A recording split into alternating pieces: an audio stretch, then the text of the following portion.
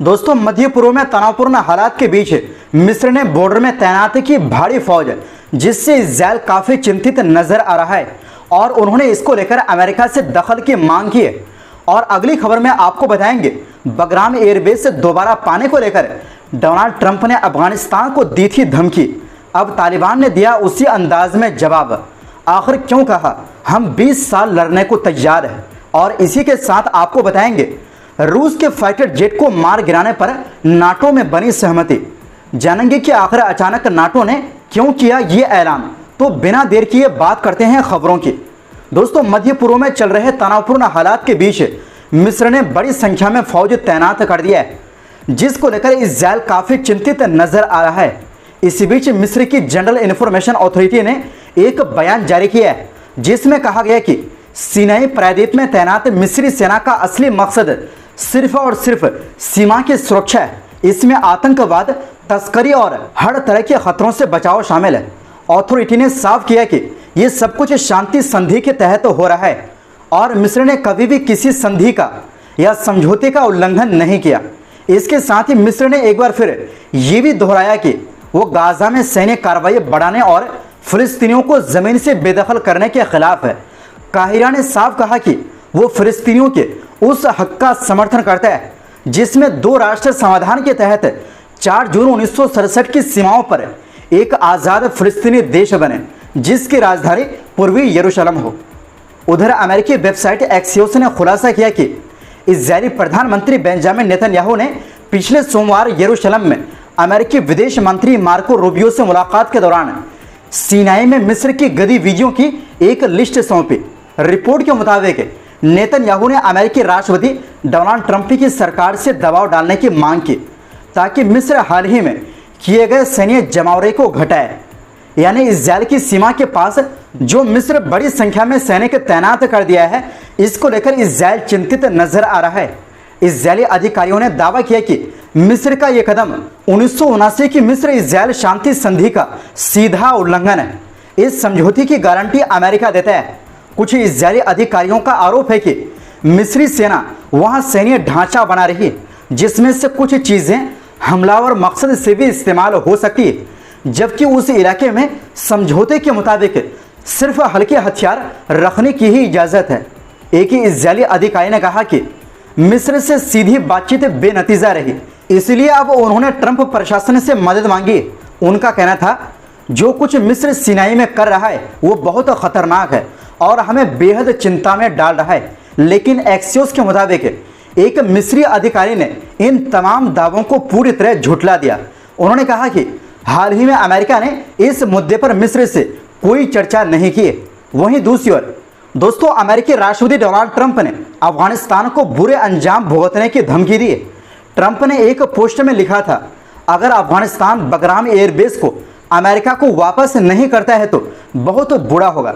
हालांकि ट्रंप की धमकी के जवाब में तालिबान ने साफ कह दिया कि ऐसा कोई सौदा नामुमकिन है और अगर कोई दुश्मनी दिखाने की कोशिश हुई तो उसका जवाब सबसे कड़ा दिया जाएगा। अफगानिस्तान की सेना के चीफ ऑफ स्टाफ फसीहुद्दीन फितरत ने काबुल में एक कार्यक्रम में कहा, अफगानिस्तान पूरी तरह आज़ाद मुल्क है। यहाँ के हुकूमत और फैसले अफगान लोग खुद करते हैं। हमें किसी बड़े ताकतवर या हमलावर से डर नहीं है। कुछ लोग कह रहे हैं कि अफगानिस्तान बगराम एयरबेस के लिए बातचीत कर रहा है, लेकिन हमारी ज़मीन का 1 इंच भी सौदेबाजी के लिए नहीं। हमें इसकी कोई ज़रूरत नहीं। इनके अलावा तालिबान के डिफेंस मिनिस्टर ने भी साफ कहा, अगर हमें 20 साल तक और जंग लड़ना पड़े तो हम लड़ेंगे, लेकिन अपनी ज़मीन अमेरिका के हवाले नहीं करेंगे। हालांकि इससे पहले अफगान विदेश मंत्रालय के अधिकारी जाकिर जलाल ने कहा था, अफगानिस्तान और अमेरिका को आपस में जुड़ना चाहिए, लेकिन इसके लिए अमेरिका की किसी भी सैन्य मौजूदगी की ज़रूरत नहीं है। दोस्तों, इससे पहले ट्रंप ने गुरुवार को ब्रिटिश प्रधानमंत्री कीर स्टारमर के साथ प्रेस कॉन्फ्रेंस में कहा था, हम बगराम को वापस लेने की कोशिश कर रहे हैं क्योंकि उस जगह से 1 घंटे की दूरी पर चीन अपने परमाणु हथियार बनाता है।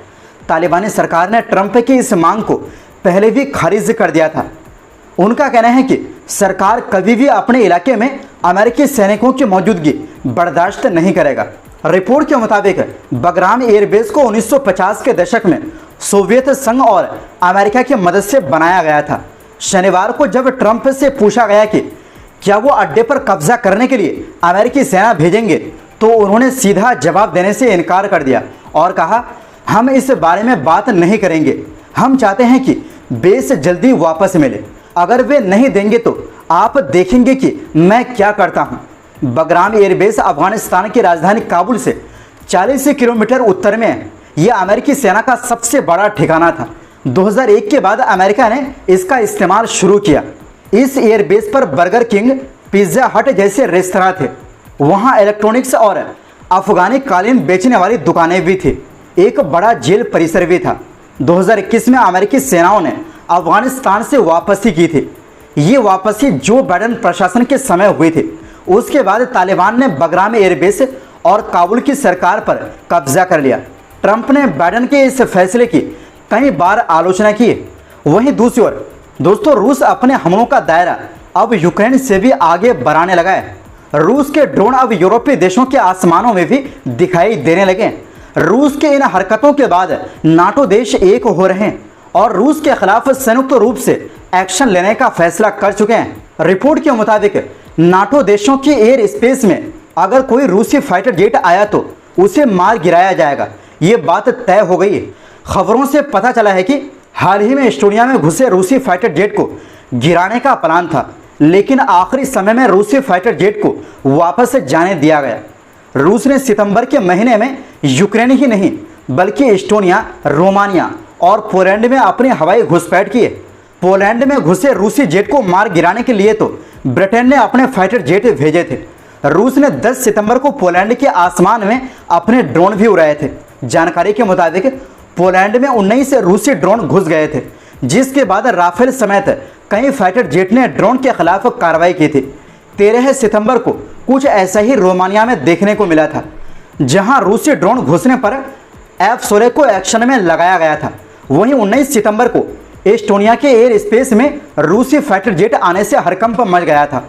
दोस्तों, पिछले 3 साल से जारी युद्ध के दौरान कभी ऐसा नहीं देखने मिला कि रूस ने यूक्रेन के अलावा किसी और देशों को टारगेट किया हो। लेकिन अब रूस बार बार यूरोपीय देशों को चेतावनी दे रहा है कि वो यूक्रेन की मदद ना करे। वहीं यूरोपीय देशों ने भी यूक्रेन की मदद करने की कसम खाई है।